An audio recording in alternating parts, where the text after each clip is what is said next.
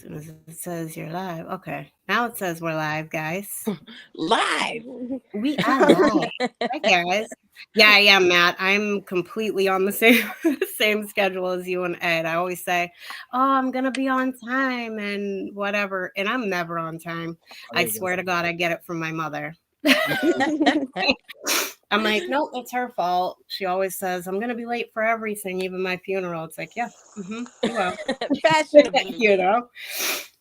Oh, Proper. how is everybody in chat doing? Amazing. And What's up, yourself? everybody? Good. It's a See good who's day. in here. So we can Rockstar say had court hi. this morning. How'd Yes, that I go? did. Yeah.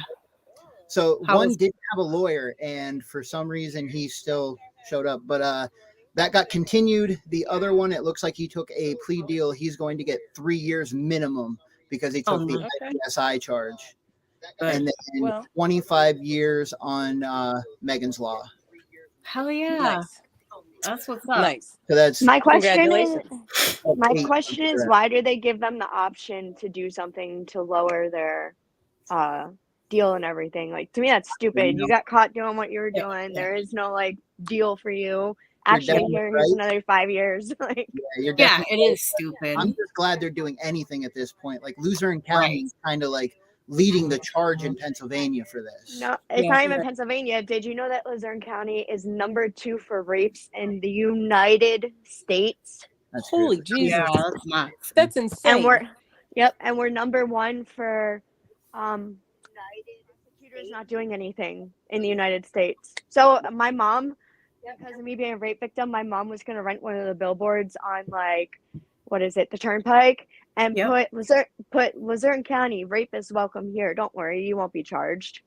Yeah. I'm like, I would love to do that, but at the same time, I feel like we would get in trouble. And if you are, you'll Yeah. get a $1 bail. Well, Oh, yeah. I think realistically, most people that are pedophiles or rapists or whatever, you don't get to, that doesn't, you don't cure that. There is no cure for it.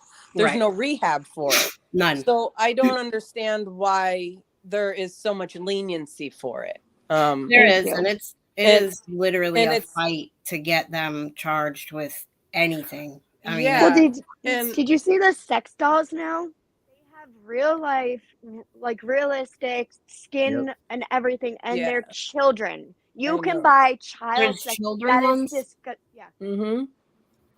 Oh my God. They stand like 3 feet tall or whatever. Child sex dolls. That's not helping them with their urge. That's giving them more of an urge. So Wow. It's an outlet. That's insane. sick. I had no idea. That's It's sick. not curing anything. That's just giving them a way to continue to live their fantasies. Exactly. And I was just gonna say it only like entices them more. I don't understand why they're protected, though. It makes no sense to me. Any normal human being out there, like you, me, everybody else, they're like, what is wrong with them? But like, there is something psychologically messed up if you even think that a child is okay. Like, what is wrong with you? And then when they actually send these people to prison, they protect them. Yep. They don't put them on a they block. put them in seg. Yeah. Always in They're PC or protective custody. something. Yeah. Immediately, directly into PC. Yeah. That's what all my Messed up. I think if you go to prison, if you're so big and bad, you need to be on the line with everybody else and see how it feels. Because you know what? Well, like, there's no reason for them to be protected because nobody protected those kids. You know what I mean? So why are they so worried about them protecting them when they didn't protect the child in the first place? Right. Well, that's what I've always said too. I mean, they should have put this stuff in place to keep these kids safe. And instead of fighting on us on what we're doing to protect the kids and prevent it from happening, they fight us tooth and nail on that. I mean, they're, just now starting to get looser with the helping. Did you see the other thing that they're trying to do for pedophiles? They're trying to give them their own flag and put them in the same group as I saw that. Gender, gay. I'm sorry. Oh, for the maps and stuff. Yeah. Well, no, like they want to be part of like the LGBTQ because you can't all that stuff. Yeah. So they're saying that it's no. they called it something or other where it's part of that now because it's okay. Well, it's not okay. It's just not okay. It's No, just and not. what makes me mad is like I'm pansexual and I get judged all the time for it. But we have fought for so long for rights for like LGBTQ and they're Hmm. going to throw pedophiles in it. Yeah, Right. Are no, you serious? And then no. people are going to get mad at us because we have them in it. We didn't have to make that choice. Like, Hmm. Yeah, I Yeah, have a for lot of friends anybody with, doing anything that they want to do as long as they don't hurt anybody or if it doesn't have anything to do with kids. Right. right. Yeah. Yeah, leave the kids alone. Just leave them alone. Like, Yeah, absolutely. I mean, adults Absolutely. can do whatever they want at 18 years old, regardless. It really upsets me too, because people want to put, like, okay, so same, like Miley Cyrus, for instance. Okay, she Yeah. was on Disney, all that stuff. And then she grew up. And then when she turned 18, when she started doing all the things that she's doing, people are like, well, that's sickening. So she's 18. Well, she's legal. Yeah, Right. but what are you looking at her when she was 6? No, she's putting herself out there. She's 18 years old. You can't say that she's a child anymore at that That's point. what I So, thought, Matt, that I didn't know it was California, but I knew they were trying to legalize, like recognize I maps as heard about an that. Yeah. orientation. which is That's messed up. insane. Yeah, it really mm-hmm. is. It's just Which messed up. is why we even have to have channels like these too, where we share our survivor stories and stuff, unfortunately, Yeah. because I mean, people weren't, we didn't have amazing people like Rockstar and, Mhm.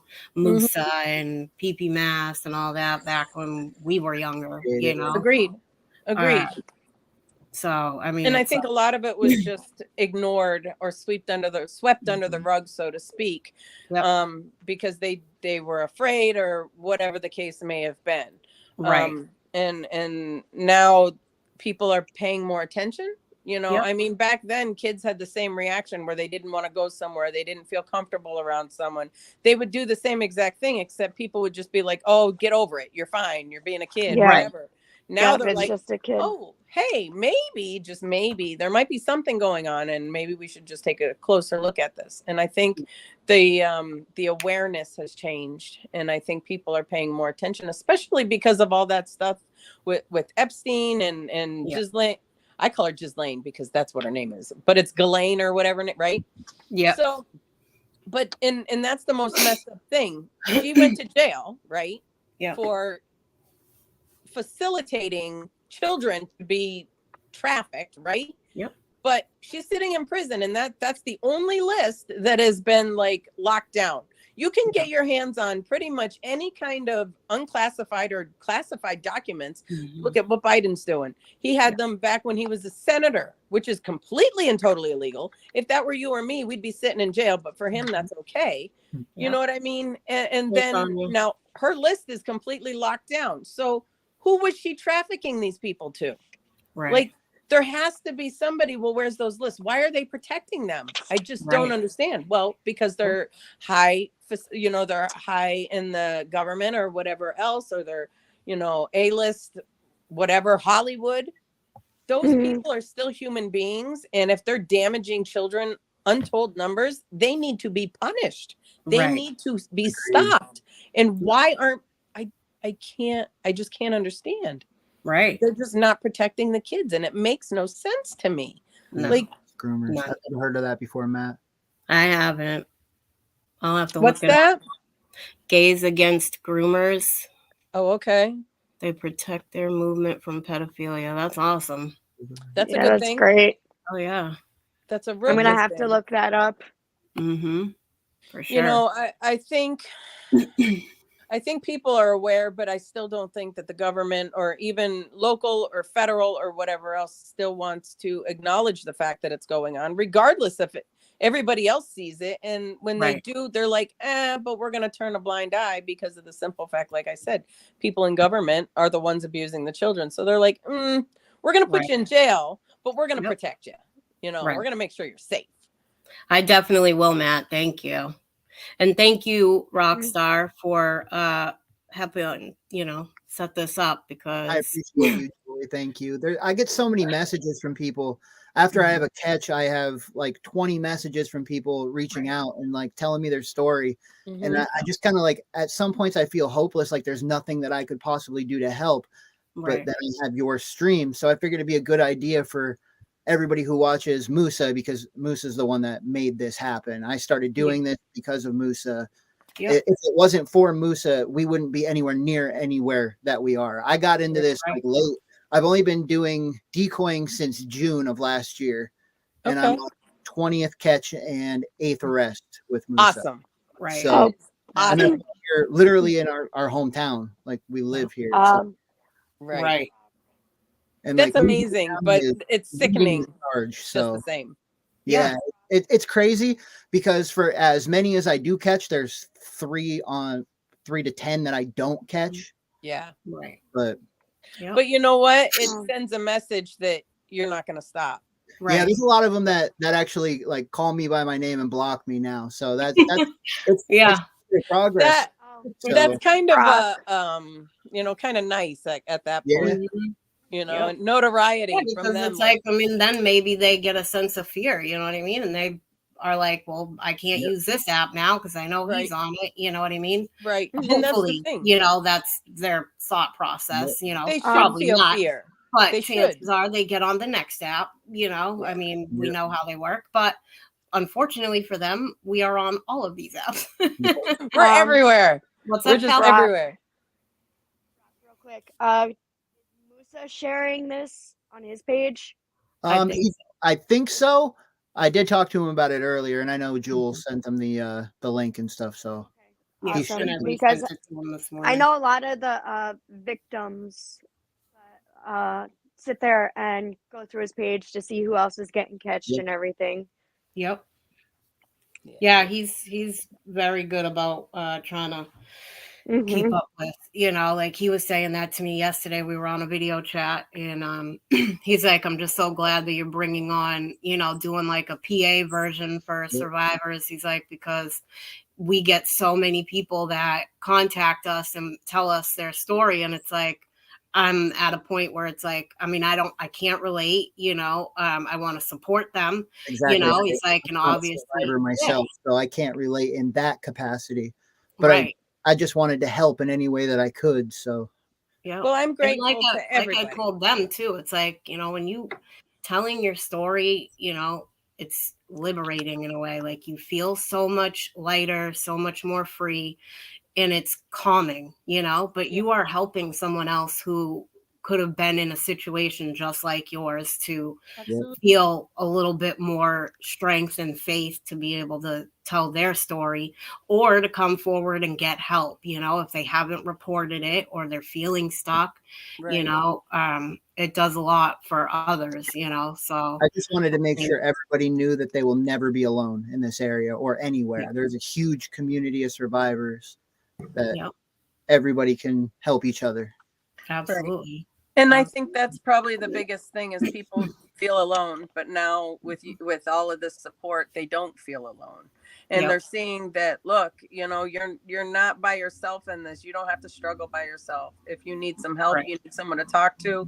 There is somebody out there that has had a similar experience that can relate and help you through it, because it's hard when you're in a situation where you feel like the world is completely against you, even though it's not. I always say that the real heroes are the survivors. Like, I'm just going out and pointing out who the monsters are.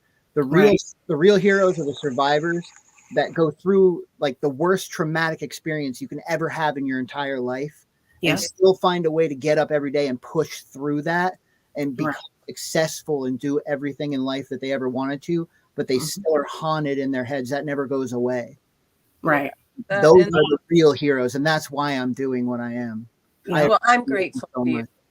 I am too. I appreciate you beyond words, for sure. I tell them that all the time. It's like, you can't say it enough, if these catchers were out here, helping other families and stuff to see who's really out there doing what, we wouldn't have a chance to set a plan in place to protect our kids from it happening. Some really incredible people from the NEPA area. Like NEPA kind of covers Luzerne County, Columbia County, Lackawanna County. There's a lot of areas there, and there's a lot of viewers, and Moose's all over the state. So welcome everybody. Not just like how we were saying earlier, the kids and everything, like, I kind of told, like, April knows my story, and I'm fine to tell it after Jen tells hers, but, like, one thing I do want to throw out there is my son's going to be 9 in April. Aww. His dad, blessed him, Mm. who has full custody of my kid. Wow. The courts gave him full custody. How's that happen? Like, how? Honestly, unfortunately, like, the system is, you know, on its own like wavelength. when I came out with my rape, mm-hmm. the Luzerne County Child Advocacy Center, where they sit there and they'll interview you and everything, and they have the police standing behind a one-sided mirror to listen to everything. They sat there and they determined that my story, it was not founded, so it wasn't found true. My mom goes, okay. She takes me to Lackawanna County. The state police came with. Yeah. They talked to me. They said it's founded. This girl was definitely raped and mentally and emotionally abused. What the hell are they talking about? So I tried getting my son up to Lackawanna County. Now they cannot cross county lines. I'm like, well, somebody has to do something here, because like, you guys are giving him to his dad because they said that we're emotionally abusing him, because my mom sat there and my mom called children youth like a total of 15 times at one point. But that was throughout the point, like, when he was 4 years old up to almost 6 years old. So that's almost 2 years. I mean, that's still a bit excessive, but there was stuff to back it up. So I mean, I just wanted to throw that out there. And then, you know, we were talking about setting up PCM and stuff, talking about setting up even a Facebook page or whatever, but for parents of survivors as well, because you know, it's like they need help and guidance, and you know, other parents to turn to who've been through it. You know, it I'm doesn't make also any a parent sense of a to me. survivor too, so it's like I get it. You know, it's not easy. I mean, that's the hardest thing ever. You know, my daughter was raped and it was put on Snapchat, the whole thing. And, you know, her father, he lost his shit, you know, and he kept going to the police station, but nobody at the party wanted to talk. Nobody. My other daughter came across it. My daughter was drugged and stuff. She said she literally saw her flopped around on the video. So my other daughter had no idea what had happened to her, but she was like, she had to see that, you know, she was like, I couldn't, you know what I mean? And because and things go away, you know, there was only so much they could do, and not one person at the party wanted to talk. So it was but if it was on Snapchat, like, the username of the person who took the video would have been at the top left and everything. There's video evidence. What's there really to not one? Yeah, I was gonna say, but not one person was talking, and she obviously wasn't awake for it. She did not know anything, you know. She woke up. Did she go to the hospital and get tested for drugs? She did. And she had I forget what it's called, but like the date rape thing. Ketamine? And I was gonna say Rufalin. They tested her for her alcohol. I mean, she was drinking heavy, you know, that night, but she said the one time she chose to get up and leave to go to the bathroom, she left it with friends, her drink with friends, thinking she could trust it there. And they won't sit there and they won't go after the person who did this, but I could see them sitting there accusing, like, not accusing, but putting the blame on your daughter. She was drinking. Oh, they did. I mean, they were like, you know, you can't be drinking that heavy, you know, you shouldn't be drinking at all, and you should be more aware of your surroundings. It's like you're at a party with friends and assume you can trust these people. Like, and I'm not excusing the drinking by any means. Well, no, but like, bro, all of these people that judged her, how bad are they? Right. I mean, what are they doing? I guarantee you that 99.999% of them have all been out at a party, drunk off their ass, with their friends. That's what I told her. I said, ultimately, I guarantee you nobody's talking because they all have their own shit to hide. You know what I mean? Like, at the end of the day, that's... But regardless, at the end of the day, that is something that you... Like, come on. They put that shit on Snapchat. Yeah. Like, Yep. how like, I don't know. I just put myself in someone else's shoes. It happened to them. Yeah. You in that situation, would you want someone to help you? Oh, yeah. Yes. I mean, my daughter's father was on a rampage. I was like, yo, Jody, you got to breathe, bro. Because if you continue to do searches on your own, like, you are going to end up in jail for the rest of your life. You know what I mean? So he finally went to the police, but, they did investigate for a little bit. And that was the last thing that they said to us. I mean, her father committed suicide that year. But the last thing they said to us was that nobody was talking. Nobody, had anything to say. People acted like they didn't notice. She was even upstairs. Like, I mean, it was ridiculous. Well, what about the people that supposed to be her friends? Yeah. She don't talk to them anymore, obviously, but you find out who your friends are real quick. Yeah. When anything like that happens. Yeah, it's crazy. Yeah, it's crazy. You find out that it just turns quite insane at that point. Does. It does. I mean, you learn real quick, and you start to, I mean, it makes you start wondering who you can and can't trust. Yep. You start to realize who's going to stay there for you during the chaos and who's going to be there for you when your life is all happy and rainbows. I found out it's nobody except myself. Right. Yep. Me, myself, and I. Quite honestly, it's myself. That little, and here's something crazy. Do you have a little voice? This might make me sound a little psychotic, but no, okay. I completely get what you're saying. Like, you have an internal dialogue, right? Well, that little voice has saved my ass more times than I count. Yep. And it's really weird to think that there are some people that don't have that. Yeah. You realize. I literally call it my community staff meting in my head because it's like, I stand here in my living room and talk to myself before you make any moves, Absolutely. I stand there and I debate it. And then my husband's like, you make a decision? Yeah. Right. I made an executive decision. Yep. Absolutely. But that's one thing that I noticed. That there's when something like that happens to you, there is absolutely nobody that comes to help you. Nobody. I don't care how old you are.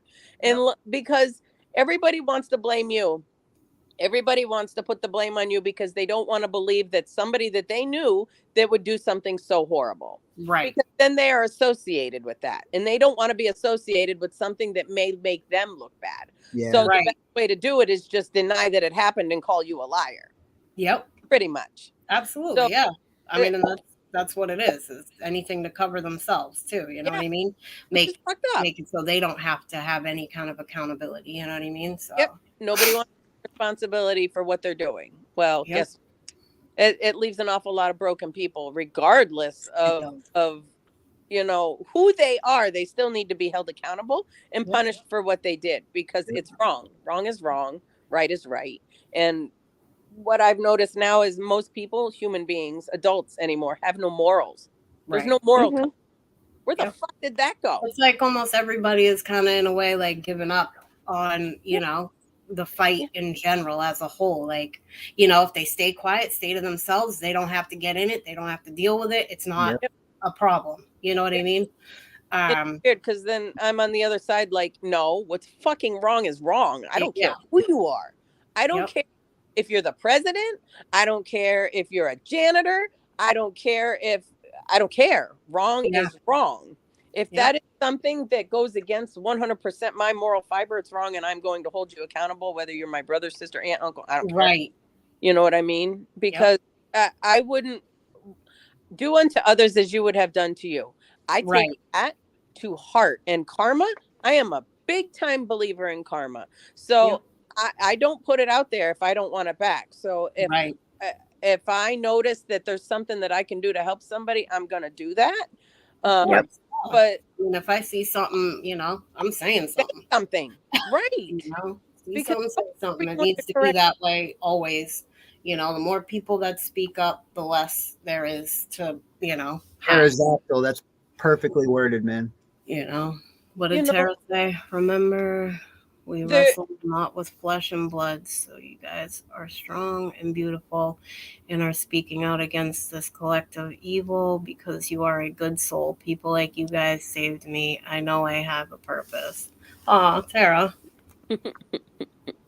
So I think we're gonna have Miss Jen go first and give us a little background on you and absolutely. So to start my story, I'll just put it out there. The person who abused me, I call him the sperm donor because he's not my father. He abused me when I was 2, and then he went on to abuse another little girl who was 5, and he raped 14 women. Now that was the only ones that I know about. Jesus. It could have been way more than that, you know what I mean? But this person was an alcoholic and a drug addict. He did a lot of cocaine. So I was around a lot of drugs when I was a kid. I just thought that was normal, partying. And I'd have the Hells Angels, whole entire crew in my driveway. Friday to Sunday, we had biker gangs at the house. I saw more drugs and spoons and things than I can shake a stick at. And I just thought it was normal. I had men, I was 2, 3 years old. I had men sleeping in my room on the floor. People, I had no idea who they were. They just passed out drunk, It's just, it was really, now looking back, is a fucked up way to be as a kid. You know what I mean? Because I didn't want that for myself. But it's crazy to look back. And even though when you're in that bubble, you don't realize that it's messed up. And it was the 80s. I was born in 1981. So at that point, that's what it was drugs and parties. That's all they did. Well, I can remember more times than I can shake a stick at that this man would come home drunk and high, coked out of his brain. He'd drink Jack Daniels and then he'd beat my mother to a bloody pulp on the floor. I seen her bloody more times than I can count. And she was only about 100 pounds soaking wet. I haven't seen her for 13 years, so I have no idea now. But that's at the end of the story as to why. But yeah, so I would watch him beat her. When I was, I guess I was probably 5 years old. This was after he started abusing me. I watched him hold a gun to her head. He put her up against the sink and he put a 45 to her head. And I can remember feeling scared, but not real scared because I didn't know what it was. But there was an awful lot of yelling and screaming. So my mom would scream at me and tell me to leave, go outside, whatever. And we spent a lot of time outside. We didn't have video games and stuff like that. And I wasn't allowed to watch TV. So it was more outside than anything.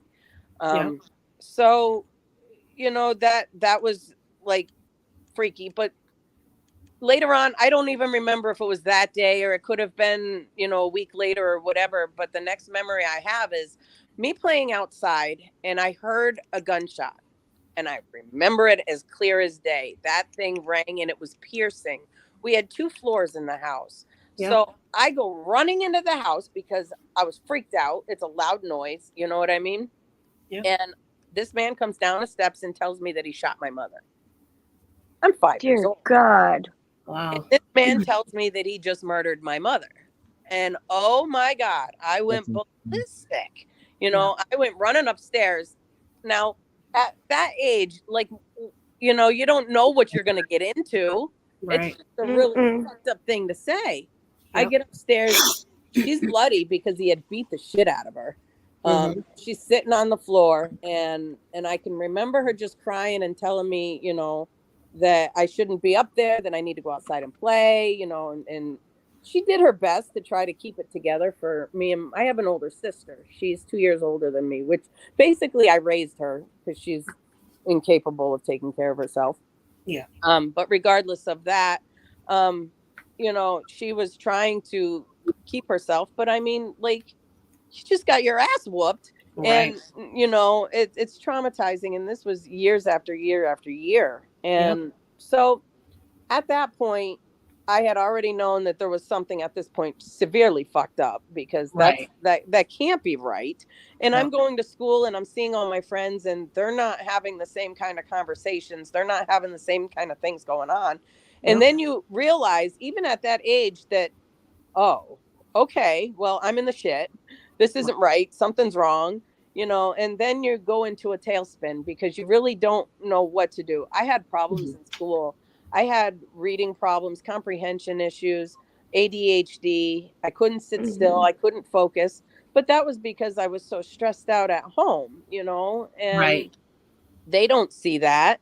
And then you don't have friends, because my mother didn't allow me to have too many friends, because the more people that actually saw what was going on, the more problems it would be. Because regardless of what happened, if he thought that she was reporting him in some way, shape, or form, she'd be punished even more. And which was messed up, because in the town I live in, I'm related to 90% of the people, and the other 10% I know.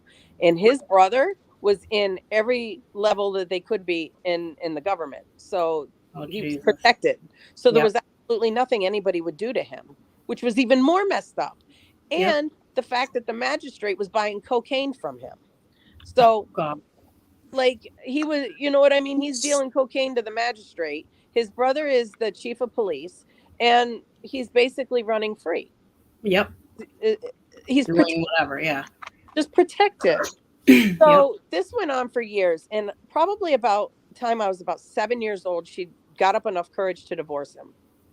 Good. And at that point in time, it was still really crazy, because there was still a lot of partying going on, but not as much that he was there. It was just like he was in and out. You know what I mean? He'd come in on Friday, and then there'd be a party, and then he'd just go away. He'd beat her and then he'd leave, which, whatever at that point. So we started to get away. My mom went through a divorce, and then she quickly remarried my stepdad. His name, I won't give his name, but she remarried him, and then we moved away. I lived here in Pennsylvania. They moved us out to the state of Wyoming.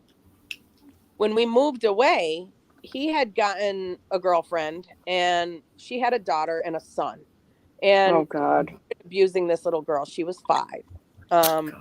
So the mother at this point started losing her mind, because she was very attentive to her kids. And she started talking to my mother, and she's like, look, did you notice anything? And my mom's like, no, but my mother protected him. She knew that there was something going on, but she didn't say anything out of fear. Maybe she thought he was going to kill her. I don't know. But she wouldn't divulge the information that he was abusing me. I don't know if he ever abused my sister, because she looks through rose-colored glasses and she feels that her daddy never did anything wrong at any time. You know what I mean? But regardless of what she says, I know what happened. I know the trauma that I've lived with my entire life, the problems that I've had with my relationships and everything else because of that. Facts? No, it's no. So it's not something that you can make up. It's not something that you can, just dream up and decide, oh, one day I'm just going to say, oh, yeah, guess what? I was molested. That's just wonderful. Yeah, exactly. Like, it's not a fun thing to have to go through. So, no. And it's not something that anybody would be more than proud to admit that it happened and be able to say, I feel great about this, because I don't. I don't feel good about that happening to me, but I definitely don't want it to happen to anybody else. So when he started abusing this little girl at 5, the mother started seeing things, and let's see, I was about, I want to say 8 or 9 at this point. And so she started taking him to court. Hi. Musa. What's up? What's up? Hi. Chill. And so that's when they started doing investigating, because at that point, I think she took it out of Lackawanna County. So she did that. She filed all kinds of things, and well, then they found out that he not only abused her, but he abused the boy, her brother, and my abuser, his brothers both abused boys. So all 3 of them were in prison for molesting children, which is even messed up. Like, it runs in the family, I guess. I don't know. But so when when we had lived out there, they put him through court. He went through trial after trial because they have all kinds of different things that they go through.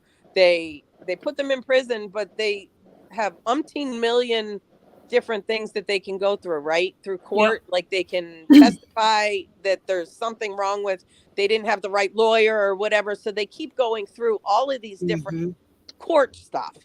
And I remember coming back from Wyoming, back to Pennsylvania, and they wanted us to testify. Mother refused. She wouldn't let them question us. She wouldn't let them talk to us, nothing. And I'm like, why?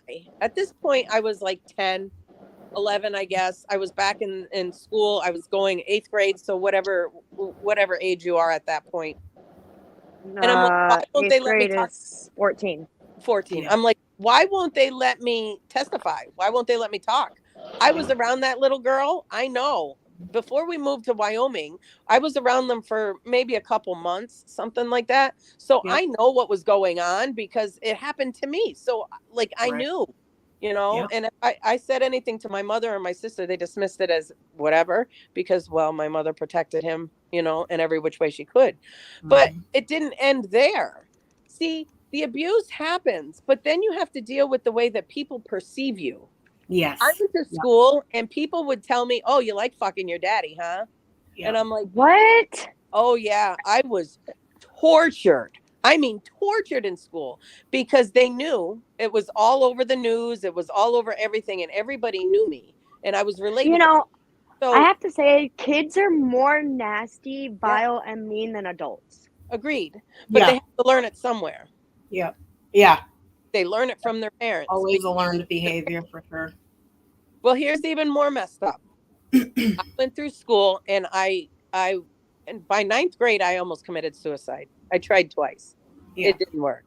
And then I started to date this guy, an older guy. And I went over his house and his parents met me. And you know what they told me? They realized who I was. And they're like, you can't date my son because of who you are. Your father molested you, and because of that, you can't date my son because you're not worthy. That's what I was told. Yeah, by parents.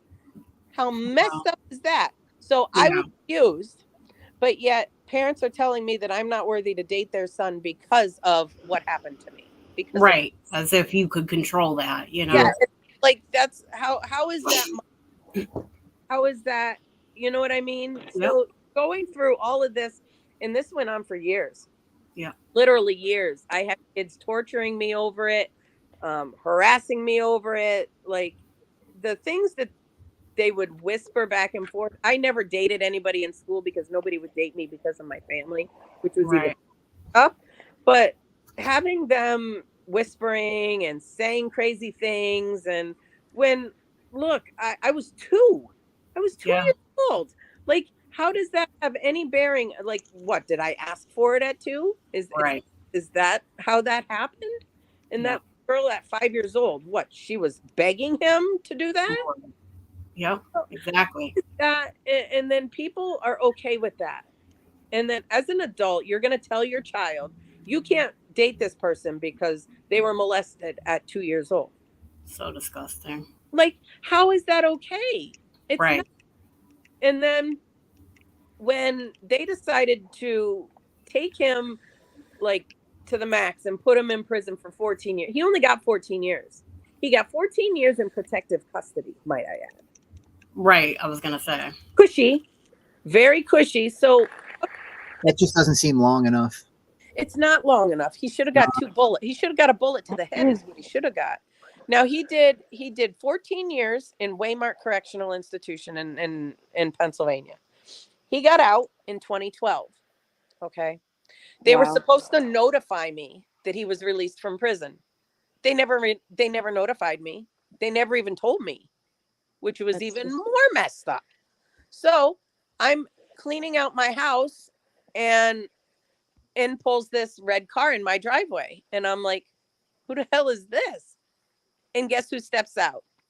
But that piece of shit at my house, in my driveway. I'm like, what in the actual fuck? How does this happen? Yeah. Well, come to find out, my mother decided to let him know where I live. She divorced my stepdad. She remarried this psycho, and they moved to Florida. No offense, your mom kind of sounds psychotic for doing that. She's fucking psycho, and I hate her. Like, I had to mourn the death of somebody that isn't even dead. Like, she's dead to me. My mother died back in 2012. Like, as far as I'm concerned, when people ask me about my mother, she's dead to me. She's not alive. She's not breathing. My sister, that's how I feel about my mom. Like, absolutely how I feel about my mom. I'm lucky. My mom is like the best person in my life. So, well, I wish. Mom, because that's important. So I just became the mom that I didn't have, because that's fucked up. But you know what? My mother tried to kill me twice. My sister tried to kill me once. I have a rare disease called Gittleman syndrome. There's 97 known on the planet. I'm one of 97, which is, oh wow. Yeah, you have a better chance of winning the lottery than getting the disorder that I have, but yet I win it. Okay. So I'm like, okay. So I had a double port in my chest. It's a titanium port that there was a main line into my heart. And she was a nurse. She is a nurse. I don't know if she's practicing still or whatever, but she was charged to take care of it. Well, she didn't take care of it, and I get infected. I went sepsis, almost killed me. Wow. And she's an RN, so she knows protocol, but she just didn't do it because, well, I think she had Munchausen by proxy, because I spent more time in a hospital than anything else on all kinds of medications. And as soon as she was removed from my life, I got better. So I had the double port. I had a Hickman catheter. Both went sepsis. And then when I woke up in Hershey, because they life flighted me, they put a peg tube in my stomach. So I had a feeding tube for 12 years, which is even more messed up. Yeah, go figure.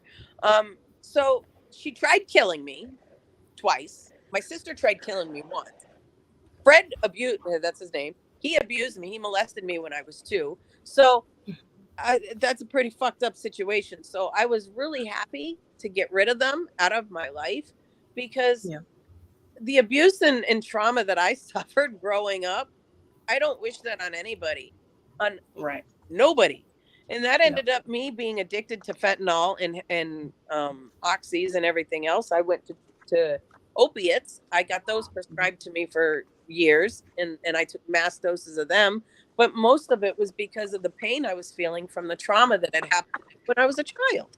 Now, I was going to ask you if you had like substance abuse issues because of what happened to you, because I mean, I did. I'll be the first to admit it. And even now, like I'm off of everything narcotic wise and benzo wise, but I abuse my gabapentin and my muscle relaxers. Like and my parents yell at me all the time because they're both prescribed the same thing as me, and they'll sit there and they'll, give me some to hold me over until my next script. Is it but is it the Soma 350? Oh God, no, I wish. No, it's baclofen. Oh, okay. See, they were giving me Somas, 350 milligrams. I was getting 800 of them. I couldn't do it. Yeah. And I was and I was getting morphine, 50 milligrams. I was getting Dilaudid, 2 milligrams. I was getting fentanyl. Holy crap. Oh, yeah. Oh, yeah. Thousands of pills. My favorite combination was 5 Somas and 5 Oxy 30s. And I would do that for 2 hours. Handfuls. Handfuls. Yeah. Then when I'd run out. That's how I was too with my Oxy. Yeah. Then when I'd run out, I'd call an ambulance to come and pick me up, because I knew that they'd have to, because of tachycardia, I have a potassium deficiency. So they would have to pick me up, because if I told them that I was vomiting, that right there is life threatening. So they have to call paramedics. So I knew that if I would just do that, I could go to the hospital. I knew every doctor in the ER, because I would go there and order my own blood work. I would go and order my own tests and everything. So I'd show up, they'd ask me what I need. I tell them I need 20 a K. 8 milligrams of mag, and then I say I need some Dilaudid. Give me an injection. They'd give me an injection of Dilaudid, and then they'd send me home with more Percocet. I was happy. That was, and it was a revolving door, a month after month, just sick. So, after all of that trauma, people always wonder, well, what happens? Where do you go from there? Do you survive? Do you just thrive? Do you just even exist at that point? Because there's a lot of hell that you go through. And for me, I gained a lot of weight, and I was really sick for a very long time. And once, Right. and it's crazy because everybody says they have that pivotal turning moment that what changed, right? Yep. Where was it? And I'm going to tell you right now, it was that little voice. I woke up one morning and it was in June. I can't even tell you what day it was because I have no idea. But it was 2012 and I can remember it was June. And I woke up and I knew I had probably about 2 days of pills left. And I knew I was going to get sick. So I'm like, shit, what do I do now? And I'm like, this is going to suck. Because I knew I'd be throwing up. I'd have diarrhea. I'd be crampy. I'd be miserable. I'd feel like horrible, you know? Oh God, the amount of pills that you were on too, the withdrawal would have killed you. Oh, well, it gets better. It gets better because I came off all those drugs all by myself. I detoxed in prison. That was not fun. Yeah, I give you props. Listen, it was 220 micrograms of fentanyl every other day. You are one strong ass person. Yeah, and I was walking around functioning, driving, taking all these fucking pills and just still functioning. I was like, holy shit. Yeah, it's like it takes so much just to function. You know what I mean? Yeah, It's like, I mean, well, if I didn't get up in the morning and pop those pills, I couldn't even get out of bed. There was just no way I was getting out of bed. And you know, not for nothing, but people think that they can't recover from trauma, but they can. You have to recognize that it's there in the first place. You have to stop masking the pain that you actually have and realize that, look, we all have trauma. Every single human being on this planet has trauma, and your trauma is not any worse than my trauma, and my trauma is no worse than your trauma because it's perceptional. Because look at it this way. It's traumatic for each person, you know, it's traumatic in their life, which is why it's a trauma. Absolutely. You know? It's like I equate it to a broken bone. Okay. If you broke, say, your foot, okay, and that was the worst pain that you ever felt in your entire life. But then you met somebody who was in a car accident and they were in a full bodysuit because they broke every bone in their body. And that was the worst. It doesn't make theirs any worse than yours. It just means that that was the worst pain that you ever felt. So you don't have anything to equate it to. So that's how I deal with emotional pain. Your emotional pain is not the same as mine, but it may have been the worst that you have ever felt. And I'm not going to diminish that because of the simple fact that I have no ability to say that you didn't feel the amount of pain that you felt. That's not my place. Exactly. Nobody has a right to minimize it for you at all. Right. No. So with all of those drugs, I had this little voice, and the little voice said to me, Jen, you can't do this anymore. I'm like, what do you mean we can't do this anymore? Yes, we can. We're doing just fine. We'll just call an ambulance and we'll just go get more pills. We can do this. Little voice is like, no, you've got way too much to be doing, and you cannot do this any longer because you will die. I overdosed 3 times. And my son found me once. My husband had taken me out to dinner to a restaurant, a buffet, a Chinese buffet, and I overdosed in the middle of the restaurant. Oh, geez. It was bad. Nobody would help him. He was freaking out. Like at that point, I couldn't function. I couldn't talk. I couldn't speak. I couldn't walk. Nothing. Because, well, I was overdosing. I mean, Tylenol, the amount of Tylenol that I was taking, shutting my liver down, God knows, you know? I was going to ask about that. Yeah, so that's why they took me off a Percocet and just gave me Oxy. There was no Tylenol in it, so I couldn't overdose on Tylenol at that point. But, you know, Oxys, why not? Just like give me 180 of those suckers a month, you know? I never knew you could actually overdose on Tylenol until the one Grey's Anatomy episode. Yeah. You can overdose on any chemical, actually. Any chemical, because it'll overpower your kidneys and your liver. It'll shut them down. Literally. I mean, I was even in shock when they told me I was ingesting too much Tylenol, you know, because it's like, I mean, my liver was like getting bad, you know. I was seeing the freaking doctor for the gastroenterologist or whatever because it was so bad for, you know, between the Percocets I was taking, the regular Tylenol I was taking on top of that, you know. And I'm sure, you know, there was Tylenol and all the other meds I was taking, you know. I mean, I was on Valium, the Durgesic fentanyl patches. I was on 175 milligrams of those every 2 days instead of every 3 days. And I was eating the gel from those patches. We used to smoke it. Yep. Yeah. I don't know. Listen, I don't know how I'm alive. I really don't. That's what I said. And I never OD'd. Well, I'm glad you are. I never OD'd, surprisingly. I was also prescribed to 80 milligram Oxycontins. I was getting 90 of those every month. Yeah. The 10 milligram Percocet with the Tylenol in it. I was getting Vicodin patches. I mean, it was bad. There was a lot of cool pushing that went on in this area for a long time. Oh, I believe it. Currently sitting in federal prison, Dr. Kurt Moran. He killed 4 people. Yep. So I know I was telling Jen that too. My doctor was arrested too for exchanging his prescriptions in Boston for crack. He would write prescriptions for, people. You know who needs to get that's fucked up. How can you justify that? You're a doctor. They take an oath. You know who needs to be arrested? Who? Dr. Berger. Who? Berger? I don't know that one. I do know that one. Yeah, the psychiatrist who's he's a pill mill. Literally, I walked in there. I'm like, well, I've been prescribed Klonopin, Xanax, and I can't remember what the other one was. Oh, Valium. I said, and out of the 3 of them, I did best on Xanax. And I told him what happened with the Klonopin. The last psychiatrist I was seeing prior to him, they had me on the highest dose of Klonopin, which is 2 milligrams, and they had me taking 4 a day. Wow. Okay, well, then I would sit there and I would call in my script early, not to pick it up because I wouldn't pick it up until the day I was supposed to refill it.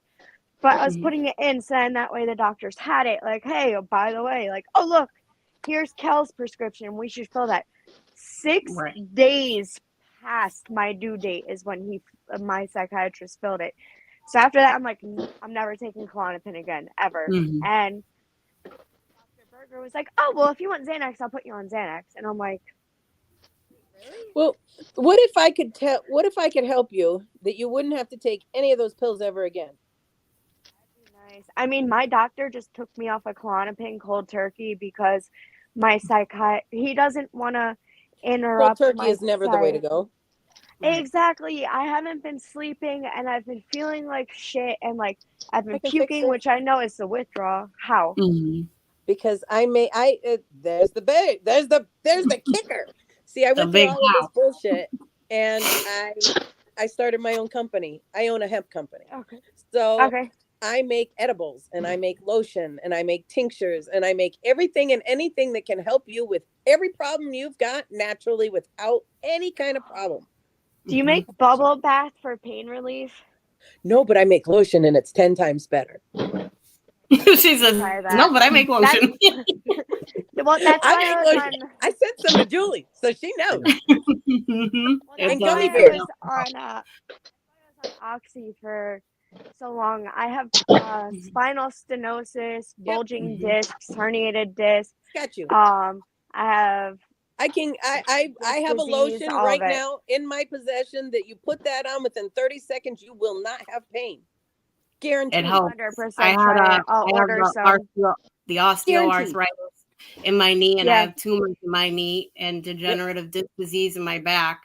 And I have a cancerous lump on the bottom right side of my spine, but I've been using the ointment she sent, and I'm a hell of a lot better. That CBG actually will kill it'll reduce the tumor and it will kill the cancer cells. It's the only thing on the planet that does. And that's the best thing about it. Because last year before my surgery, I became highly educated when it comes to hemp and how to fix the body, because that's the problem. Doctors are not fixing anything. They make a customer out of you, just like pharmaceuticals. They're not there to make you better. There is no health in healthcare. And these doctors are pushing poisons so that they can make money. Every script is more money in their pocket. And every script that they write you, they're going to have to write you at least 6 more for giving you that pill. So I don't want anybody taking any more fucking pills because of the simple fact they don't need to die. I don't feel that the trauma that I went through, I was taking most of those pills for pain that I didn't actually even have. I mean, I had, but I didn't. You see what I'm saying? Yeah. That trauma, if I had known then what I know now, it wouldn't have been the way that it was. but I do understand that I had to go through that to get where I am today. I understand. So with that being said, I created medication to fit me. So I know that since it healed me, I can fix you. You don't need those pills because those pills are going to kill you. They're going to take your soul. And not only that, you feel like absolute shit. I have gummy bears that taste like marshmallow, and they're amazing, and they're fluffy. Ooh. And guess what? It takes the anxiety away. It takes the pain away, and you can sleep and you can rest and you can be happy. And there's nothing. There's no pain. There's no getting sick. Oh, the withdrawal from fucking Valium is murder. Like, ugh.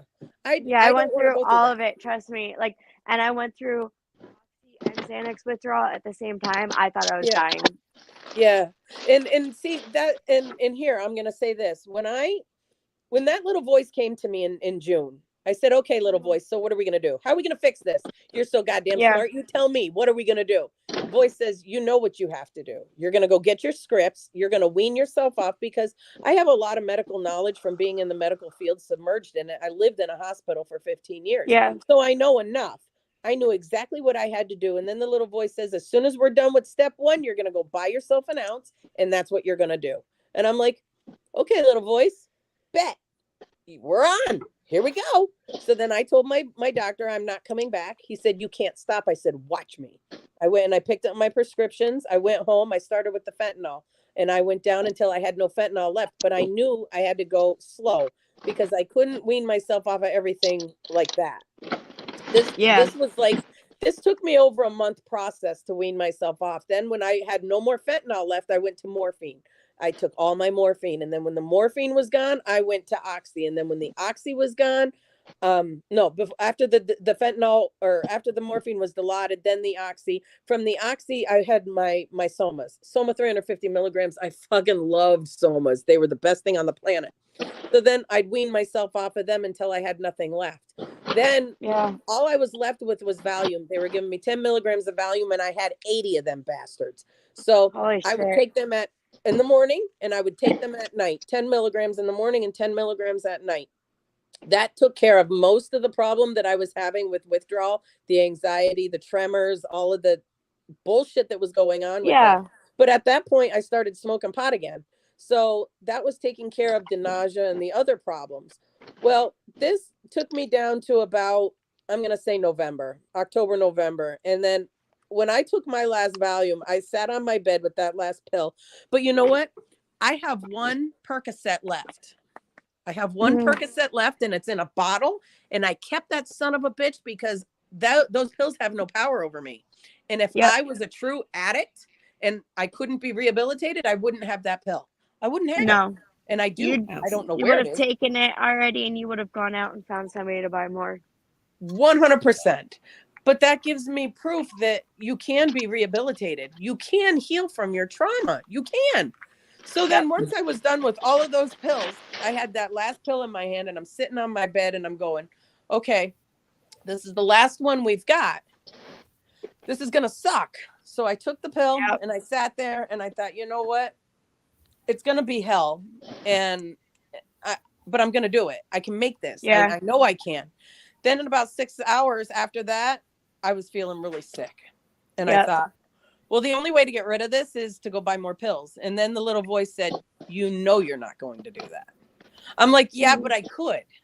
And it's like, no, you can't, because we're not starting this all over again. You're not. I'm like, okay, little voice, let's go. Now what's the next step? So then we joined the gym, and I went to the gym, and I lost 120 pounds, built 50 pounds of muscle, and became a bodybuilder. You go, girl. So I did that, which is kind of impressive after being off all of those drugs for so long. I couldn't believe that I was doing it. It's good too, because it's like part of your healing too. It's like, you know what I mean? Like you have a different drive in a different direction. You know what I mean? It's like, yes, I'm 5'2" and I can deadlift 300 pounds. So nice. Not bad. I got video for that. I was like, I want to make sure I have that forever. But right. So I got up. So I meant to ask you too. I was like, go ahead. I was just gonna ask if your you said your sister Yeah. Was it your sister? Is she still like having to see your sperm donor? Yeah, actually, this is the fucked up part about it. When he came back into the life of my mother and everything, my sister came over and at that point it was like crazy turmoil. I'm like, I don't want nothing to do with this. I've never wanted anything to do with this. She told me, she stood in my living room and she told me, she goes, if you don't support this, you're a piece of shit and I will never speak to you again. I'm like, bye, deuces, get the fuck out of my house. Now, I was 200 pounds at this point. Okay. And my sister is about 120 pounds soaking wet. I'm much bigger than her. I could hurt her. When you see red, have you ever been to that point where you're so angry that there's nothing stopping you? 100%. I warned her. Literally I said, blackout.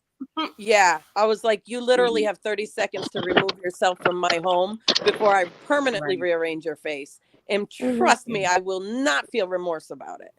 Yeah. And she said to me, she goes, how dare you not support our mother? What's wrong with you? I'm like, fuck you. That's what I'm like, what's wrong with you? There's nothing wrong with me. What's wrong with you? Yeah. Oh, here's the kicker. My sister married a orthopedic surgeon, okay? And he teaches other doctors how to do surgery. He has actually created different things to make the tools better so that you heal faster when they're doing surgery. Great doctor. Wonderful.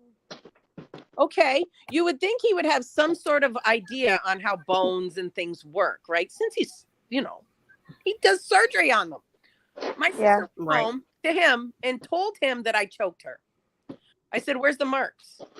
I said, if I choked her at that point, I would have fucking killed her. There's no way that I choked her and not like hurt her. I'm like, you're a surgeon. How do you not know that? Like, really? Okay. Whatever, Mark. So when they moved away, she lived in California for a while. They've got more money than they know what to do with, and they've never had kids, which I'm grateful for, because my sister couldn't even take care of a dog, let alone a child. But regardless of that, she started, spending more time with them, and she loves it. She thinks her daddy is great. She thinks, and I'm the black. They're going, you're all fucking psycho. I'm over here doing my own thing. Fuck y'all, kind of a situation. Just don't include me. I don't want nothing to do with it. I was going to say, are you moving something, Lisa?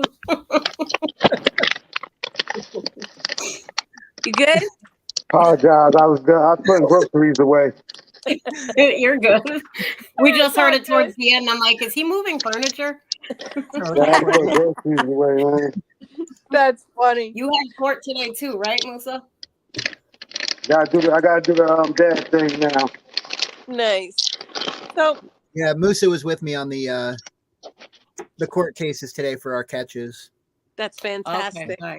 You're doing amazing work, and I appreciate you so much. Oh, it's a pleasure. So fun for me. It's nice to know that there's people out there fighting for people like me when I was, there's people watching out for the young me, I guess you could say. So I'm grateful for that. That's awesome. So all of that trauma and everything that I've been through, it all brought me to where I'm at today, with my hemp company and all my amazing products. So I guess, as horrible as it is, it gave me a great understanding for people. It gave me a great empathy and care for other people. And I have a way to heal it now. If I didn't go through everything that I went through, I wouldn't have the products that I have to be able to help people like Kelly, to be able to help people like me and you and everybody else that have the trauma. Like, people ask me all the time if I, hate that I went through what I went through, but it's like, at the end of the day, yes, I hate that I went through it. Would I take it back? No. Do I regret it? No. Solely because it has brought me to the place that I am today. You know what I mean? I hate that I went through it, but I am grateful for it. I used it, the weak moment in my life to make it a strength for my future. You know what I mean? It changed me as a whole. And I went through the self-harm. I went to prison. I did a lot of shit. I didn't go to prison, but I did do house arrest for a few years, for 6 months. Yeah. And it's like, it's all stuff that we do to mask the traumas that we've been through. Everything is a cover, so we don't have to feel that pain or relive it or whatever, so it's all like, part of our story, and it's made us who we are. Yeah. And like I said, if I didn't go through all the opiate abuse, all the physical trauma, all the mental trauma, sexual trauma, if I didn't have that story, I couldn't do what I'm doing to help other people. Really here. And I wouldn't be able Yo, let me come right back. Okay. I can't hear. I could barely hear. Okay, honey. Do you need me to just be louder? You might have a connection issue. Oh, okay. So, I mean, it's a blessing in disguise, I guess. And it's given me like, I know you guys are more than happy to support and help and everything. And you guys say that you can't relate, but you guys have a very deep empathy for people like me and like Kelly and people that have actually had to deal with the problem. But you know what? In all actuality, we all suffer together. Yep. It's not only just one person. I may have had the trauma, but you guys suffer the same. I mean, you guys are seeing what it's doing to people. You're catching these people, but you still suffer along with that. There's no way that you can't connect with these people and not feel some sort of suffering.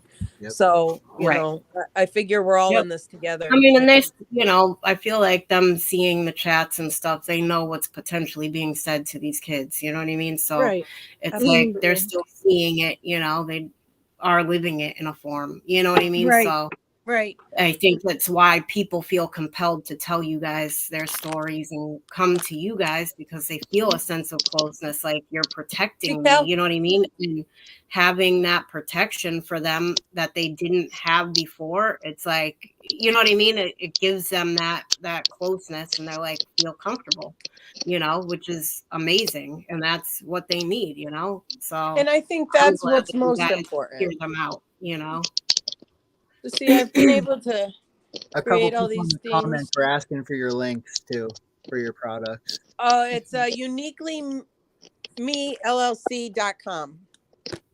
You can send it to me after, and I'll post it in the description when we end the stream. Yeah, perfect. So, I mean, and that's the thing. I've healed myself, mind, body, and soul, and I did it myself. I didn't go to rehab. I didn't go to therapy. I didn't do what most people do, because here's my take on it. If you take an addict, quote unquote, okay, I'm going to say traumatized person, because that's what we are. We're not necessarily addicts. Okay.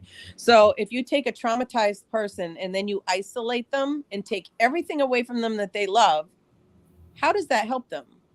It only makes them feel more isolated. And I don't think that's right. Then you force them to go to therapy with people that they don't even know, to talk about feelings that they might not even really want to talk about or relive at that point. So, and when you're trying to get people off of drugs, the last thing they want to hear about is how bad it is for them to be on the drugs in the first place that we're giving them comfort. I don't see any purpose in that.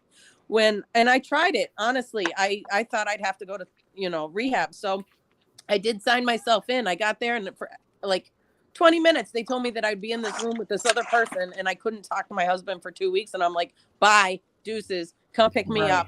I'm not staying here. And I did it on my own, but I understand that I am a very mentally strong person. I understand that.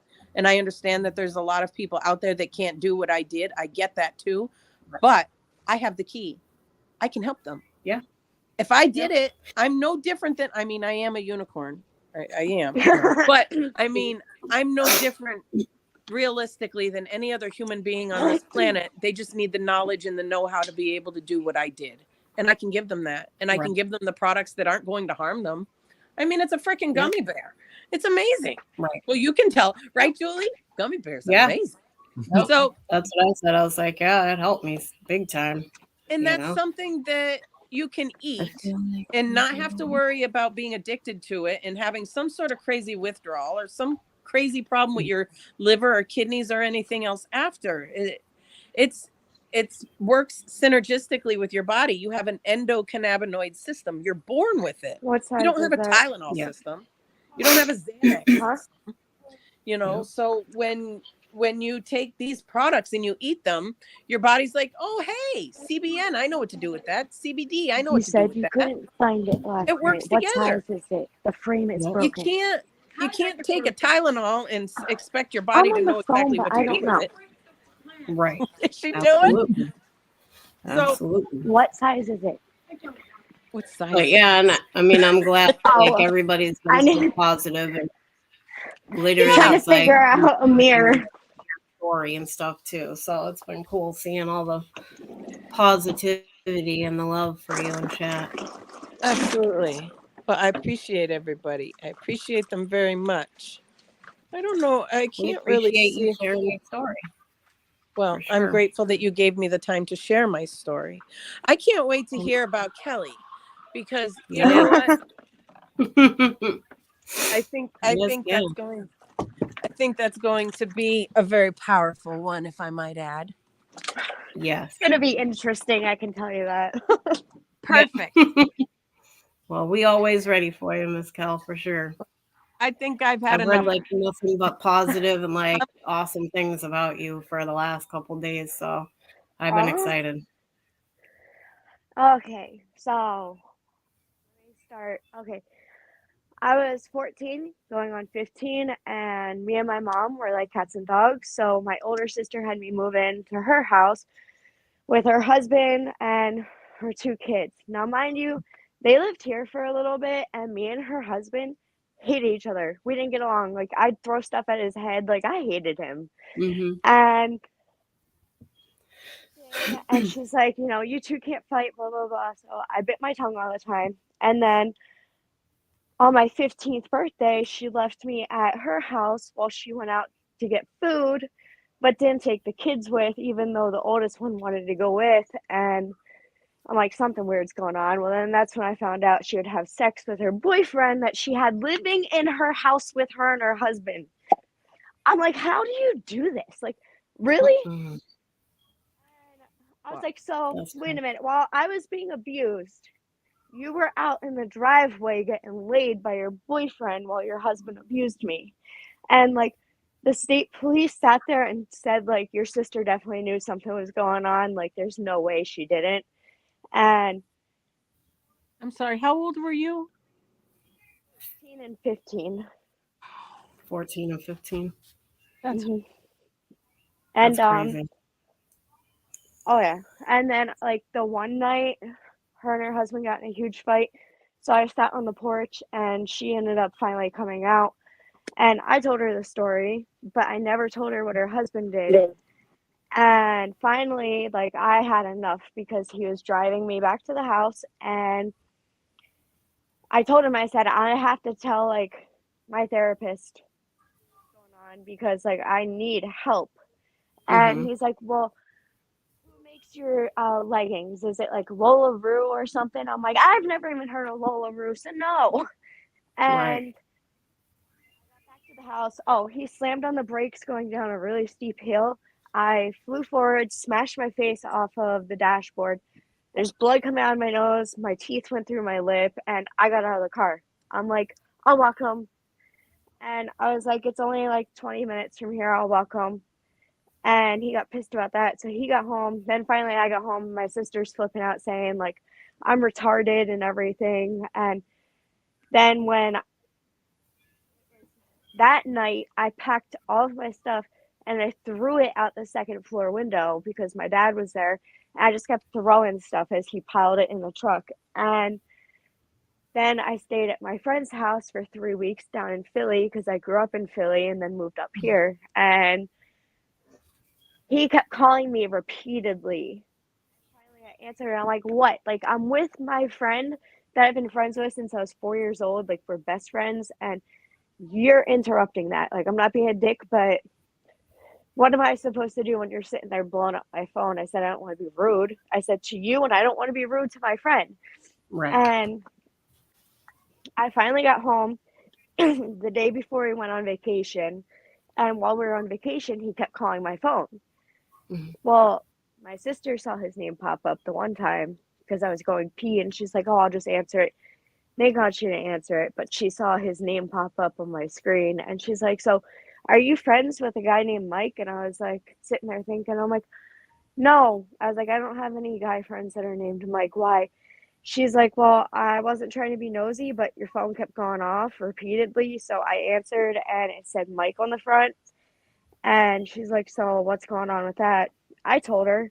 And then when we got back from vacation, she I guess talked to my mom and was like, "You can't let her go over Emily's house," which Emily lived like maybe 3 minutes driving and like 15 walking.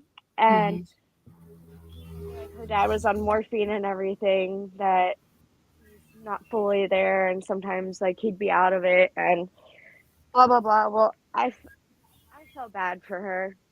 She's watching her dad die. She's watching somebody who raised her slowly die. It's not just a car accident where it's like instant death. Like she's watching him slowly lose the grip on his life, and that's what killed me for her. Medications will do that. And I myself, and it doesn't even really matter what kind of opiate you take. You watch the person you love literally and slip away because it will rob you. Yeah. No, I agree with you. But then I was helping him put the car seat in her car, and he couldn't figure it out because it was different than the other ones. Well, then he asked me to come outside, so I did. And he wasn't even like coming outside, like tell me to come out for me to help. It was just come outside. And my mom's like, "Where the fuck is Kelsey? Like, where is she?" And her husband's like, "I don't know. She went outside. I don't know what the hell she's doing." So my sister walks outside. I'm there with her boyfriend putting a car seat in, and he's like, "Get back in the house." And I'm like, "Okay." And the night that I ended up hitting my head off the dashboard was the night I moved out finally. I couldn't take it anymore. And I moved out. I moved in with my friend who has 3 or 4 spots at the Toyota Pavilion up in Scranton, because I moved in with her when my mom didn't even tell me to move. Like, she didn't tell me you need to get out, you need to get your stuff out, none of that. Instead, she went down to the courthouse, filed for a PFA, and had the state police come to my parents' house. Well, at that point, I was walking back to my parents' house, and Pop was like super understanding, and he goes, "Yeah, like parents are a pain in the ass sometimes." He's like, "But she's obviously doing it for a good reason. Like, do you know that reason?" And I'm like, "Not really." I said, "I just know like she's been through hell and back like I have." And I asked Musa like, "What's going on?" And he explained it to me, and I was like, "Oh, so you're protecting somebody who has the same childhood as me." And he's like, "Wait, what?" And that's when I told him like what was going on. But my niece was also molested, his daughter. She came home, and all in her groin was all black and blue. My dad tried changing her diaper, and since he was a guy, she like flipped out and would like fight it and ran. And I finally got to like come home, and I told my parents, I was like, "If you can, like, we still have 2 bedrooms open, but like if you can, please bring her here." And I wouldn't tell them why, which I'm mad about, but I was sleeping there every single night. So I'd get off the bus, I'd walk in the house, I'd pour a bottle of vodka or tequila, whatever it was, and I'd sit there and I'd chug that shit like it was like literally like juice in one of the plastic containers that you get from the gas station. Like, that's what I did every single day. And then I had such dark circles under my eyes, which like I still don't sleep, but he's getting better at it, and I'm proud of him for that. But when he told me like I'm a rape victim, I'm like thinking to myself, like, you're the first guy I've ever had like come forward and this and that. Like, you're being like extremely like comfortable about all of it, and you don't know me that well. So it's just, it's not, to me, I don't want to say it's not normal, because anymore any type of like, I don't know what word I was gonna say, regulation, but that's not it. any type of like therapy, whether it was age therapy or what, freaked me out. And to this day, like my sister will randomly text me or call me, and it's when she's flipping out over a guy, even though she has her kids living there. And I'm like, how about this? Give me one. She goes, give you one what? I said, give me one kid. I said, I will raise that child to the best of my ability. I said, she'll be treated the same way that like my son was treated. And I wanted them happy. Those kids deserve happiness. How old is he's 8, about to be 9. Oh, okay. He's young. Yeah. He's 22. He's getting married. Oh, wow. Yeah, That's crazy. I'm excited. My son's young, like he's 8 going on 9, and so many people are like, he looks older than that, which his body does, but I wouldn't say his heart anymore. Yeah. He was then molested by my sister's husband, so I didn't tell him my side of what he's going through and how I handled it. But I told him, like, I understand what you're doing and going through. Right. And he would sit there and he'd be like, oh, can you go get like Pop or Gam to get me out of the tub? No. Like Gam and Pop have bad arthritis in their spine. Like they can't pick you up out of the tub.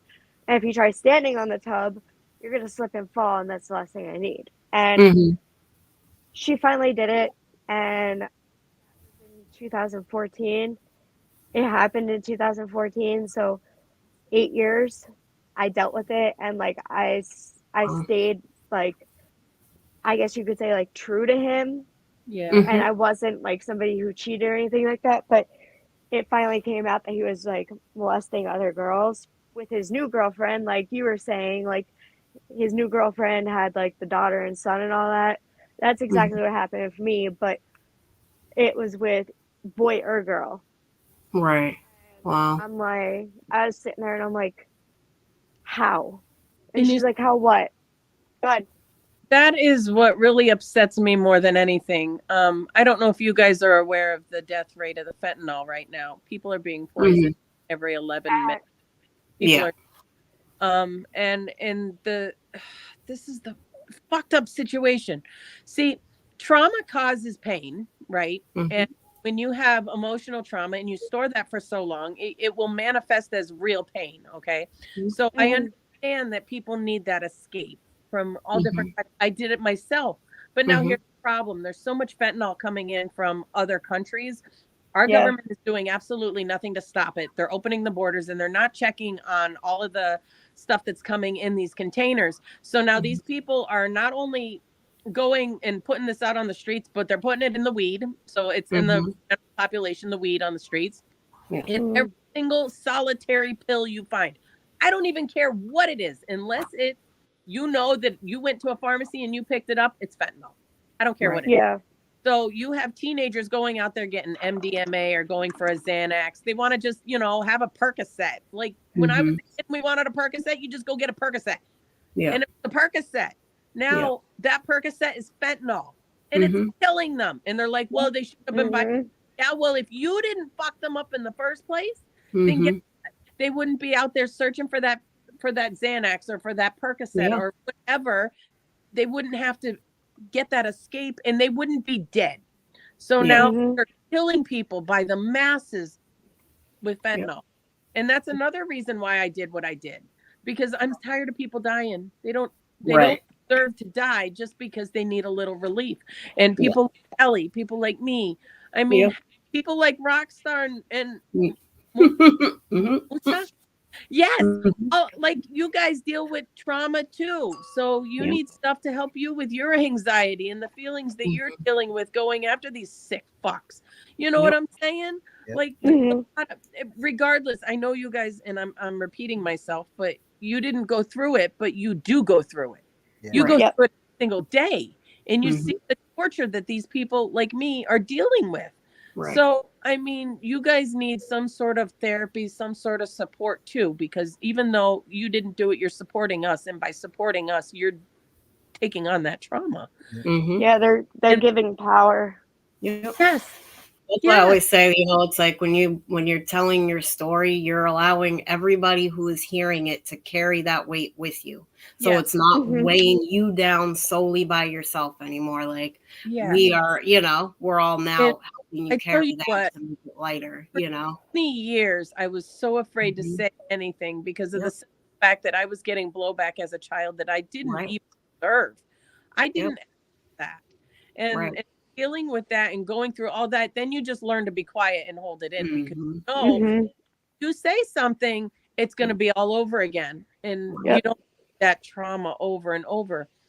When in the brain, I'm not sure if you understand the chemical reaction, but what happens is this trauma, once it happens, you have all of these different fight or flight and the chemicals that go on in your brain. Okay. So later on, when you find in a situation where you're triggered or something happens, it's as if you're living it again over again. Even though you're not, you still have all those chemicals and things that go on in the brain and it keeps you stuck. So when you're able to relate to other people, it frees you from that. And that's liberating, It is big time. I mean, the first time I even told my story, I was on JDQ. He was amazing and so patient with me because I'm telling you, I went back and forth for I think it was 3 or 4 months. We had a set plan for me to come on and stream and tell my story. And I kept coming up with an excuse why I couldn't come on or, but I'd be telling him, like I'm ready, but I'm petrified to tell people, what I went through. I mean, this is my entire life story, not just my survivor story. I mean, I told my life story. So it was a lot for me to have to, and it's like, I would tell my story. I mean, thinking I'm gonna go. I mean, the plan was go from beginning to end, to where I was now. Right.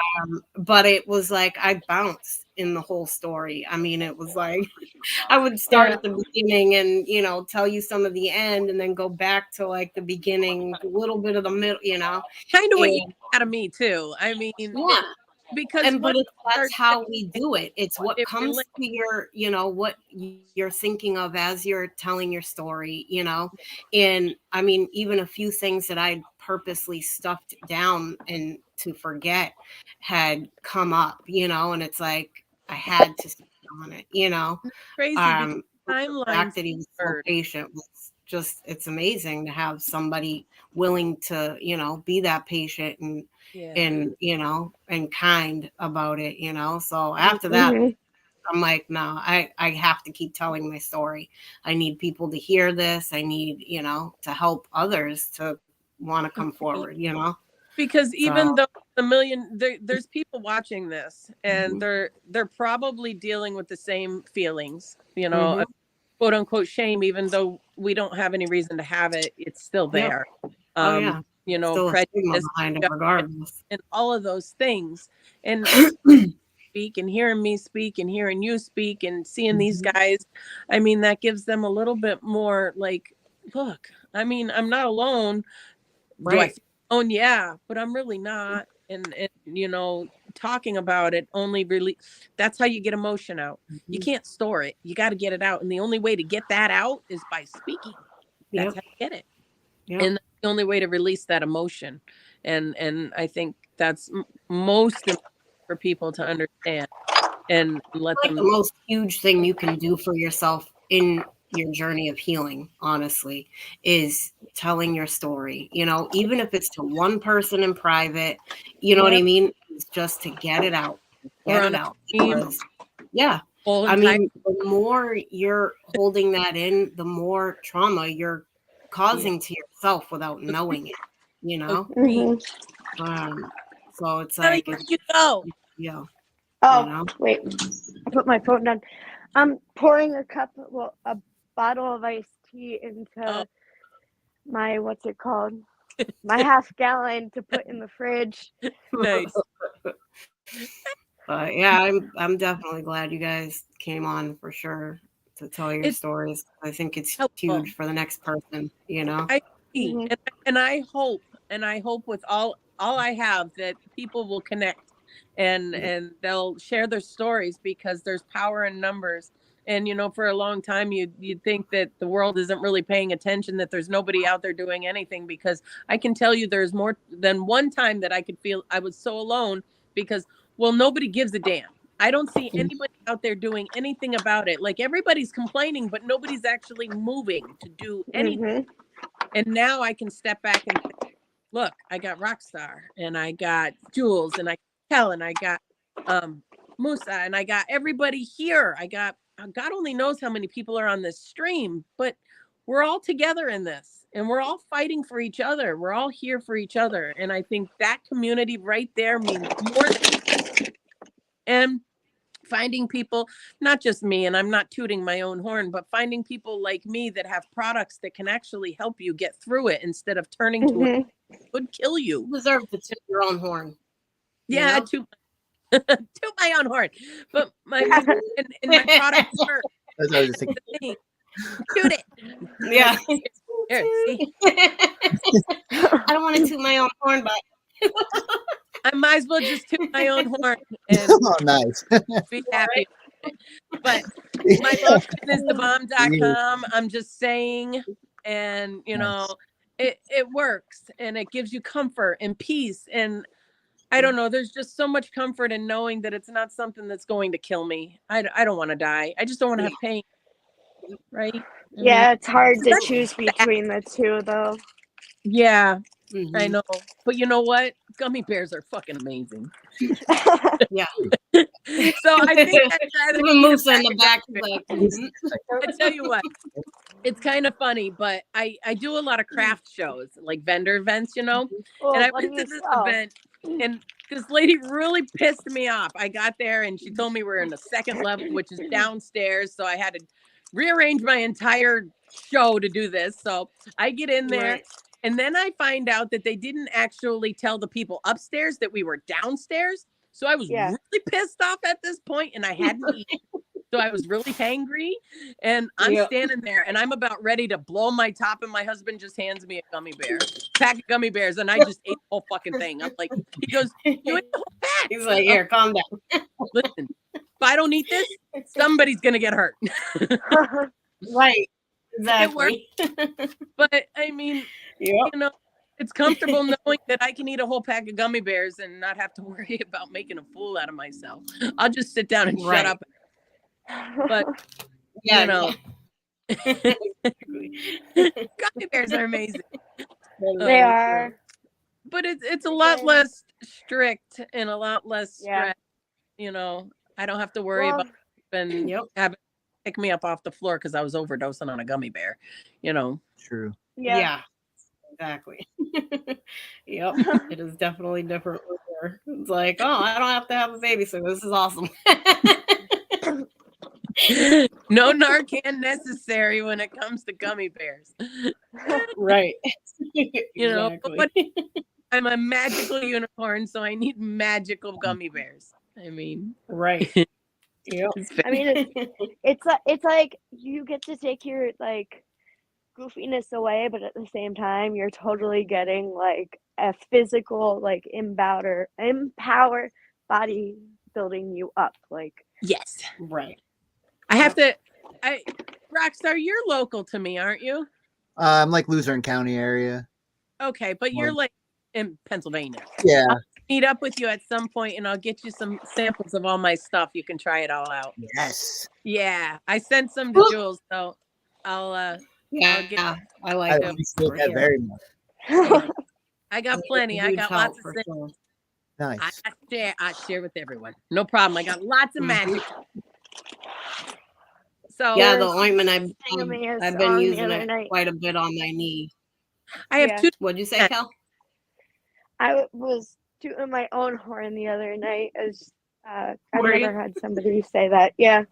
I'm sitting there and I'm like, I feel like I'm 80 because they're saying I apologize with Earth, but this is not apologizing. This is what it is. Who added us to you're in the Facebook show? What show? No need to apologize. I quit apologizing a long time ago. Okay. I mean, I probably should doing that. Like, I look at myself in the mirror and I'm like, huh, you don't look like that bad. But at the same time, I'm like, I look like a whale. I in the mirror and go, you're one badass unicorn. You're fucking the day. It's a hard habit to get out of, though. Like, you know, yourself down. Bill, he was in court with Rockstar today, and Rockstar did say how court went. Rockstar, if you want to tell people in chat are asking how court went. Yeah, so the first case was continued, but the second one is looking like he's going to get 3 years minimum and 25 years on Megan's Law. That's fantastic. Yep. 25 years is a good fucking number. Between Sure. Musa and I now, I think we have 16 or 17 arrests within the last couple months. Nice. Good. Yeah. So, Sweet. Now, you know, if they would just take them all and put them on Epstein's Island all by themselves, that would be there you go. Yeah, right. Works. Their own Put little one basket of food in the center, let them fight over it. You know, we can sell tickets. Right. They can stream it. Yeah. Yep. Listen, they can make millions if they would just do that. Like Survival, just drop them all. Yeah. Yeah. See what I mean, happens. they really would. It's like, you know, that's what I said. I'm like, if we could just put them on an island and like put a few people there who like hunting, you know, I mean, oops. But listen, we totally buy tickets for that. I totally support it. Right. Because you know, exactly, Blaze, Hunger Games style. And to pay for the right. Yeah. Like instead of our, you know, tax money going to them sitting in jail for, you know, cost a couple of years, you know, just put them on an island for a couple years. I'd pay for that. Even $1 with inflation, I'm more than happy to spend a couple $1,000s and take out a whole bunch. Oh yeah, I'd go without electricity for a month to pay for that. I'd go without a whole bunch of drugs. I'd be getting rid of weed for a week or two, you know. You know, it would be so worth it. I would be sitting here in a flashlit and candlelit house, and I'd be like, "Oh, this is the most peace I've had." Jenga. I go to bed at night and sleep sound, knowing that I don't have to worry about that. Fantastic. Right. Win-win. Exactly. You know that. I'm cool with this. Yeah. Do you know what, Ronnie? There's a town in Florida where he lives is D-Land, Florida.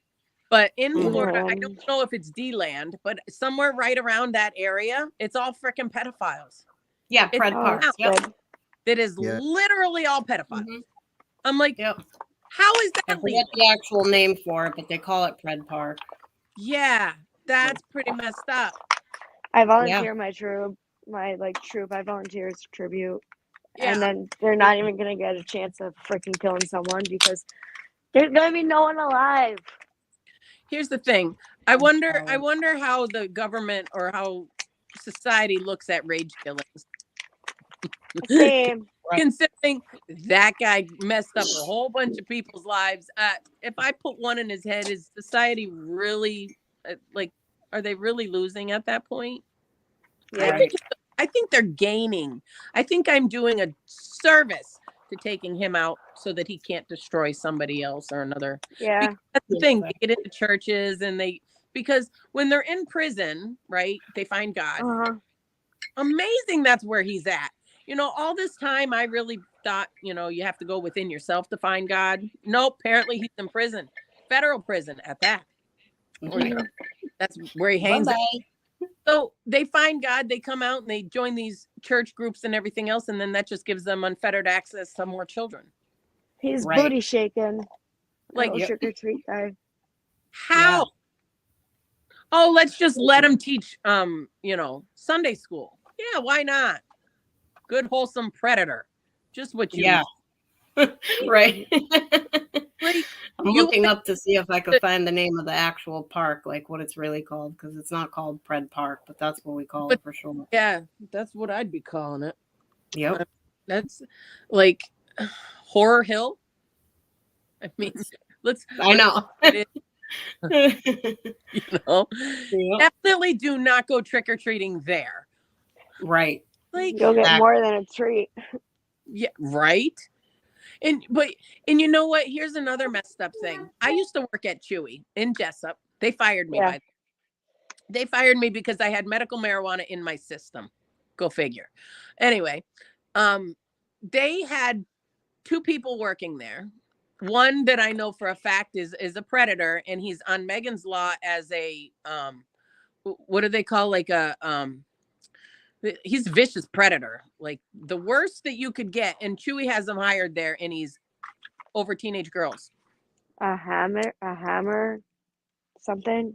Isn't that one of what were you saying? Sorry. He's a predator, but he's like, it's the worst. Not 50. I'm sorry. He's not like 50, like in the system. Oh, he's in the system. Okay, good. I was gonna say he's been in the system for years, but he abused young girls and like raped women. But yet Chewy is okay with him working there. I'm like, how do you have a child predator working here with a child? Yeah. I mean, you have to be 18 or older to work at Chewy. Still, there's young girls there that look like they're 12 and 13. I mean, let's be honest. Not every teenage girl looks teenage, but yeah, he was like actually creeping on these women, and these girls were going to HR, and HR did nothing about it. I called HR, like the head, it's Ocala, Florida is where their headquarters is. I called them and told them, and you know what they did? Shit. But they fire me for having medical marijuana in my system. Mind you, I had 3 promotions in 2 years, and I was at the top of the company where I could get. I was the CMMS administrator for Chewy and Jessup. There's only one in the building, my building.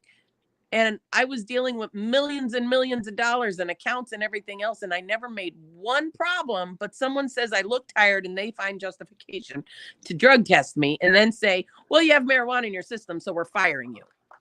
What the fuck? I've had marijuana in my system. If I didn't have it in my system, I'd be a little pissed off because I'm spending an awful lot of money in those dispensaries. So it better be in my system. I said, but it's in my system and I'm functioning, running your company, basically. I'm buying all the parts, making sure everything's here, but yet I'm deficient in some way because I have my medication. But if someone comes drunk, that's okay. And if you're tweaked out of your mind because you're opiate and drugged out, that's okay. But don't you dare have marijuana in your system. Yeah. Friggin', I have what's it called? Medical marijuana, like in my system. Yeah. Because of my feet and everything. Like I have physical hotel server, and my dad actually quit Chewy. He was working there like in Jessup. I think it was Jessup. I'm not sure. I just know it was CEDA. God, I can't even talk. Report. That's what I knew it as. Oh, okay. And they stayed even after they hired. He was like, "Are you serious?" I'm like, "I gave them a fucking earful and a half. I don't even care if they're like F.L.Y psycho. Like, bitch, I am psycho. Where the fuck have you been? Is this news to you?" Like, well, that's kind of where I was at with it. I'm like, look, I mean, I don't know what to tell you people.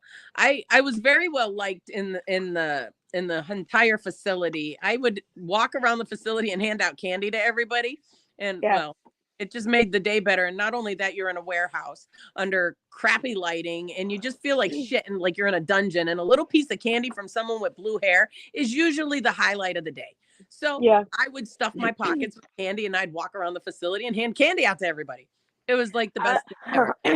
I would pretend to hair them. I would pretend to hair them. Now that I'm getting the freaking stuff out of my mind, I would be like, oh, I have to go down there and outside for like maybe 5 minutes. I'm gonna have a smoke, but while I'm out there, you know, since I'm already outside, I'm gonna have some 6 adults instead of just 3. And I hope next year they have like a purple one or some shit. I've protected them for the past 3 years now. My fiance had bought the one for me, and then after that I bought the other and just kept doing it because it's like something new to keep bringing more than him, keep bringing around. And I'm like, I'm sorry, like I feel bad for her, well, him, I do. I feel like absolutely shitty but I don't know what else to say to her. And this is my notebook. I started filling this out, and we're to here, front and back. Where is it, Kel? I don't see it. Oh, hold on. Let me find my. She's like, wait, the phone fell. Yeah, yeah, I don't. I've been see. All I see is like the fan going on the. Like I see that. Yep. Wait. So wait. Hold on. You see my fan? I see. Well, yeah. I see the shadow of a fan. Yeah, I was gonna say the shadow. Where the hell did I put it? And a blanket with like a black and white zigzag, I think it looks like on Marco. it. Like an Aztec pattern. We're over here, Kel. I know, I'm Jen. Another pen. Hide and seek. We're winning. Where the hell did I put this thing? I feel like great. We fell in the couch cushions or something. We're like in the point. Like a blanket or something? I think so. We're like it looks like a blanket. I can't figure out where I put it at because I took my hoodie off and everything a little early. I found it. Okay. Like, found you guys. But where did I put? I'm trying. Oh, fuck me sideways. Oh, there it is. Fuck me sideways. Yeah, I've used that one more than once. It's actually. It's like or you know what you could say? It's like a sore pecker. You just can't beat it. Thank you. It's actually. Hold on. That's my favorite go-to. Actually, what, getting high? No, it's like it's like a sore pecker. You just can't beat it. I give you props. That was a good one. You can keep that one for later, Rockstar. I like it. Stick it in a Well, freaking last night I was talking. All right. I was talking to April, Rockstar's girlfriend, and I was talking to her for a bit, and I guess she like switched the phone over to Rockstar or something because she got all my stuff, and I'm like, you can add whoever you want to it. Like, there's no guarantee that I'm gonna answer because it depends on how my body feels. Right. And like, I need actual spinal surgery, and I'm 28, so they're like, yeah, you're not gonna be able to really get a bed. Well, I can tell you right now that the lotion that I have will definitely help. It's not going to correct the issue. It can't correct the issue because spinal stenosis, it doesn't correct it. It's a narrowing and a hardening of the spinal. So the vertebrae. So you can't fix that without a surgical procedure. However, what I can offer you is CBG and CBD full spectrum, which will help with inflammation, pain, swelling, all that kind of stuff. And it'll get rid of that pain. So at least it makes it a little bit better, a little bit more manageable. You know what I mean? That's like pinched nerves. I can't fix the pinched nerve, but I can alleviate the swelling that maybe the nerve will become unpinched, you know? But yeah, I mean, it works great. I have, not only do I have the Human syndrome, but I had brain surgery done when I was 20 and 37 surgeries after. I have compression fractures in my spine and bulged discs. So I get it when it comes to pain, especially in my head. I get cluster migraines, which is absolutely horrendous. I've had people sit there and tell me that I was stealing. I was just doing it for the meds. And I'm like, no, I'm actually honestly truth. Like, if you were to test me like a week from now, I can bet you any money that like a CD would show up on my testing. I was like, and at this point, like Megan's basically showing up and blah, blah, blah. But freaking, I honestly don't even remember how I got in this group. I remember April talking and then me being like, I know, I commented, I was like, I know you or whatever. And she's like, I'll tell my boyfriend. And then like 20 minutes later, I texted her again and she goes, is it okay if I like copy and paste your story right now? I was like, yeah, I don't care. Like, it's life. I played in it. I freaking dealt with it with my sister's husband. She was raped by by my mom's best friend's cousins, and she was related by like both of them. So like, I'm used to trauma and everything. Like, but nothing the part about it is you shouldn't be used to it. You should never, ever, be used to it. And that's sad to say that you have to feel that way. And I'm sorry for that. Mhm. It's not right. It's just not. You don't deserve that. And you're so young. You are so young, 28 years old. You know what I mean? I remember Mhm. 28. But for you to have the ability and the forthcoming to be able to share your story, you're helping so many people, and you're so strong for that. Thank Just know you. your trauma, it wasn't deserved, and you should never ever get used to having somebody hurt you. That Yeah, Yeah. absolutely. I appreciate you all so much for doing this too. You're I welcome. just Yeah, I appreciate you I guys just had too. this idea and went to Jules, and you guys made it happen. I really appreciate it so much. You're very welcome. You guys absolutely Yes. kicked butt. I I'm appreciate grateful. it. It allows Oh, to And I appreciate you, Rockstar, for linking this up too, yeah. big time. That was awesome. I'm like And we back. will be Oh, right. Yep. sorry. I mean, it's like, no, it's fine. I mean, it's big for, for you when you get to actually open up and tell people, where you've been, yeah. where you come from and your entire story, Well, it's well, a major thing for everybody, those who listen, and for you yourself as a survivor, so it's a you huge would thing. Yeah. never by looking at somebody what happened to them. Right. Looking at me, you would never Yeah. know. I Yep. would never, that never shows. So Yep. you only see the result of it. You see a woman who has her own company, who's thriving, who's doing her own thing, but you Yeah. don't see the hell that I went through. So now people Right. can see that. Oh, well, look Yep. where she's at, but look what she went through. Yeah. Just because my story was Makes so you that much more incredible. Now people can see how strong you are. You know what I mean? yeah, You really are an So, inspiration. I'm grateful. Mhm. absolutely. Thank you. And that's all I could ever want is to be able to help somebody else. You know what I mean? That's all I want. Yeah. Just don't want people in pain or hurting or anything. They don't Right. deserve it. I know what I went No. through. And I don't Yep. want to go through that. I don't want anyone else to go through that. So No, Right. you really don't deserve it. And I mean, at this point, and I'm gonna sound like I'm 60 right now, but all right, at this point in age, like nobody deserves it. no. Mm-hmm. But No. literally, like Very true. people But usually guess say, what? like, We all got each other. Mm-hmm. like As I crazy as Absolutely. we honestly, are, that's all right. I'll take all the Yep. crazies. I'm That's what I always say. I always welcome any kind of crazy as long as you ain't psycho crazy, next level crazy. no. I mean, I that would be like easier mean, because then, like, you guys understand to an extent since everyone has their own version of Yep. therapy and everyone has their own, like, a shower comb that, like, you brush your hair in the shower and everything. And, like, most people I talk to about my therapy, they apologize. They say I'm like that they are there for me, and I'm like, you're not here for me. I was like, I decided to come here in last minute. I said, you were already here prior to that. So like it's okay to admit that you're not on my side. It's not because of not liking you, but like just getting used to it is enough for me. Like just having those friends and I'm used to all of it and I've gotten yelled at from people for that too. I'm like, well, what the hell do you want me to do? Like Jesus.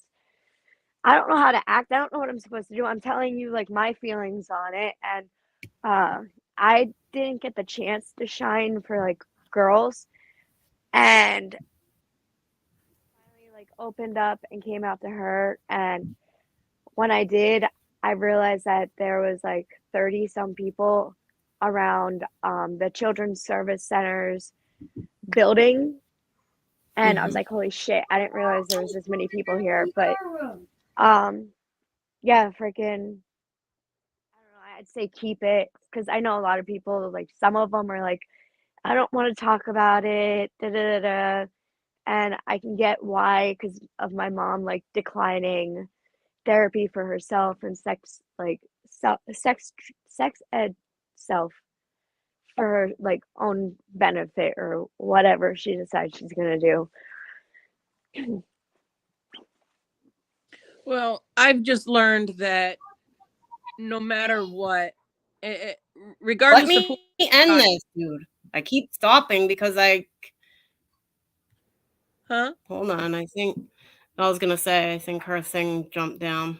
She might have gotten booted off her service or something. I know that. Don't be standing on the counter, dude.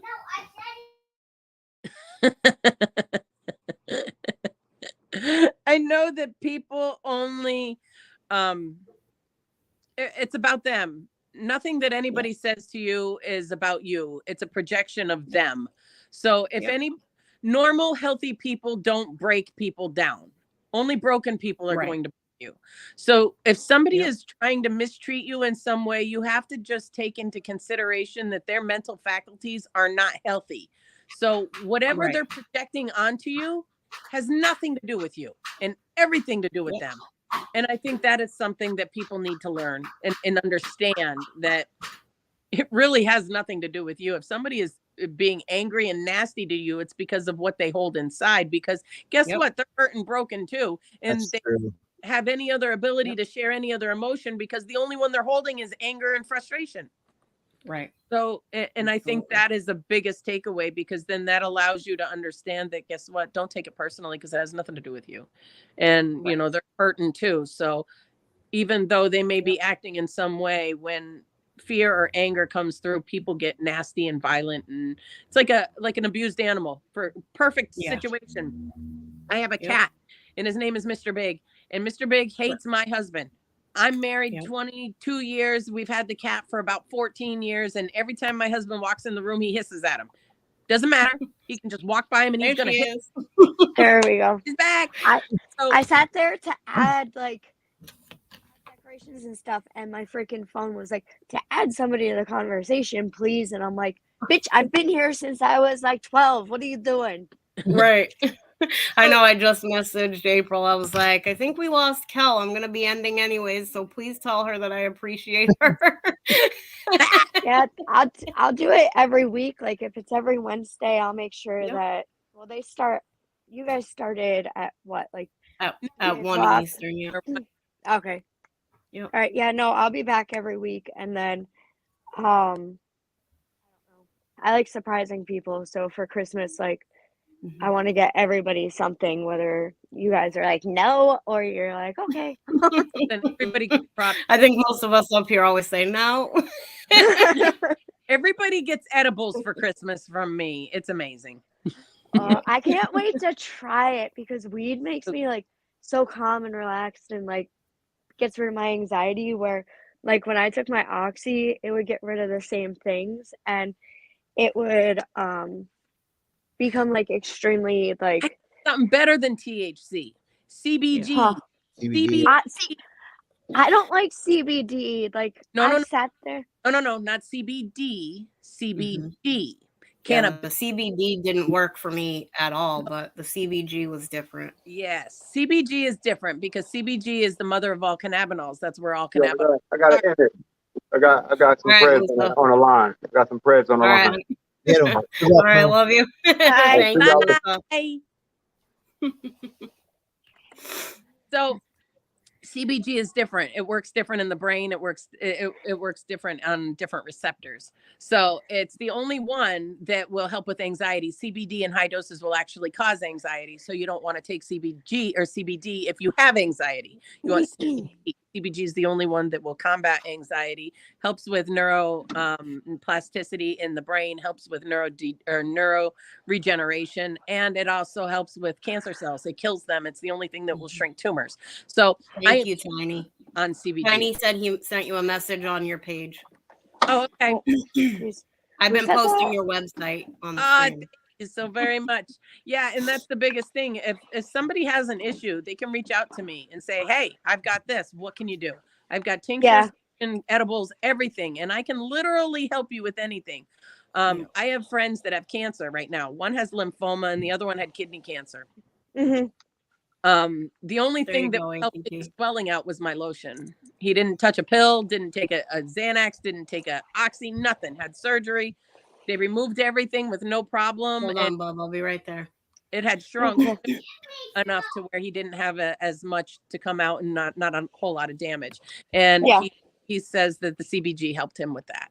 And I mean, it's just, it works well with the body, because your body knows what to do with it. You have a system in place. that says, oh, hey, you're giving me CBG. I know what to do with that, So it just heals the body naturally. I'm all about it. So CBG. Well, now that everybody's got your website and it's all over the chat, there's been plenty of people saying they're messaging you and they are ordering stuff off your page. So an APP, if you want, I can text it to you if you need to. I appreciate you guys. The kids are getting chaotic. They had a half a day today. So, now they're in there bickering. If you guys want me to come back, I'd be more than happy to come back and chat. Yeah, we're here. We're here every Wednesday. We're gonna do our part 2 next week. So we got 2 other survivors coming up next week. You guys are always welcome to come here. I mean, we love it, and we appreciate it for sure. Wow. Rockstar, you and I are gonna meet up in the next definitely days or something. I'm gonna hook you up. And Cal, where are you at? Where do you live? Dallas. Okay, so you're out like Wilkes-Barre. I'm outside of Wilkes-Barre, and like the way that I usually take is I get on the Cross Valley and I ride that down to exit 1 where the mall is, and then I just hop on exit 2 and I'm there for like an hour. And I'm not like. How do you guys feel about Cracker Barrel? Cracker Barrel works for me. Let's go to Cracker Barrel because I fucking love their dumplings. Who doesn't like Cracker Barrel? Yes. I haven't had Cracker Barrel since it was different. Unicorn nose. Cracker Barrel it is. There you go. Perfect. All right. Awesome. Well, thank you guys so much. Thank you. I appreciate you. Thank you. Thank you, Rockstar. Thank you guys. I appreciate you all. I appreciate Absolutely. Cal, thank you. You can reach out to me anytime too, honey, if you want. All right, I definitely will. Thank you. Bye, guys. Absolutely. Bye. Thank you, chat, for being so positive and supportive to the survivors today. I appreciate you guys. And I will see you guys all next week.